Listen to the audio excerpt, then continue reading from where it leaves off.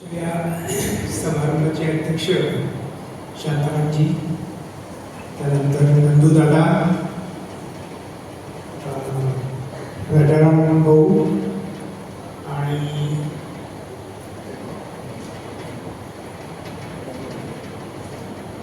सगळे व्यासपीठावरील मान्यवर आणि या कार्यक्रमासाठी मुद्दाम संभाजीनगरहून आणि पुण्याहून आलेले सगळे कलाकार मंडळी, आज मला हा नेहमीच प्रश्न पडतो, दरवर्षी मी ते बोलून दाखवतो की मला उद्घाटक म्हणून किंवा अध्यक्ष म्हणून का बोलवतात, कारण संगीताशी डायरेक्ट असा माझा काहीच संबंध नाही. पण काल त्या प्रश्नाचं उत्तर मला मिळालं.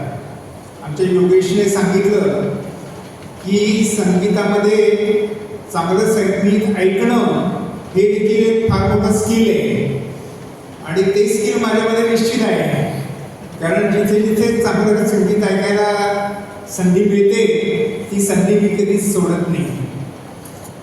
आणि या सोहळ्यामध्ये हा सोहळा जो दरवर्षी सादर करतात मनोज भाऊ आणि त्यांची सगळी टीम, हा खरोखर आनंदाचा सोहळा असतो.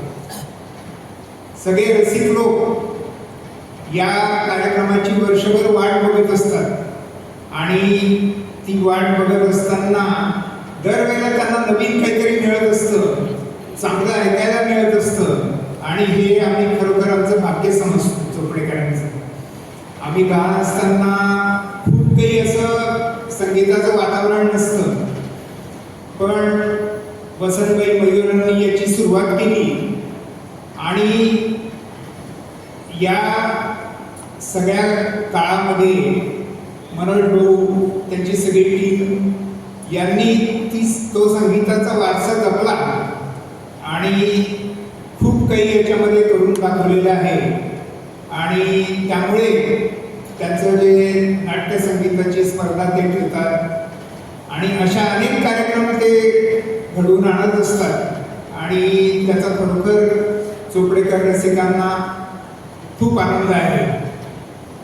मी या कार्यक्रमाच्या निमित्ताने आलेल्या सर्व कलाकारांचं चोपडानगरीत स्वागत करतो आणि तुम्हाला रसिकांना खूप चांगली संगीताची मेजवानी आज मिळेल याची मला खात्री आहे.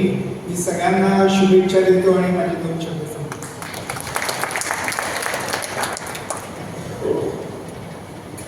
धन्यवाद काकासाहेब.